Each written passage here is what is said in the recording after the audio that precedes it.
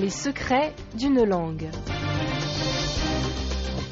L'expression « briller par son absence », souvent utilisée pour parler d'une personne assez considérable ou d'une chose assez importante pour que son absence en soit remarquée, écrit Émile Littré dans son dictionnaire de 1872, expression qui est aujourd'hui largement chargée d'ironie. Briller signifie ici, métaphoriquement, se faire remarquer ou être remarquable, un sens positif, opposé ensuite à l'absence qui, elle, est chargée de valeur négative. L'origine de briller par son absence est totalement littéraire et remonte au début du XIXe siècle, tout en se référant à l'histoire romaine. L'affaire se déroule à Rome, sous le règne de Jules César. Le général Cassius s'illustre dans une guerre qui touche le territoire de la Syrie actuelle.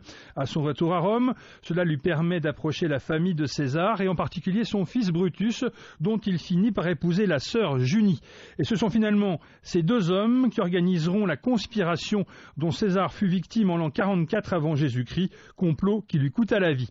Cet épisode crucial de l'histoire de l'Empire romain, un poète français du XIXe siècle l'a mis en vers, puis en scène au théâtre. Marie-Joseph Chénier y inventa alors l'expression en question dans des vers solennels qui restèrent dans les mémoires.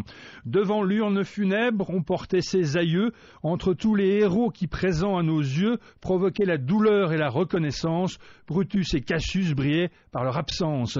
La pièce fut jouée pour la première fois en 1819 au Théâtre Français de Paris.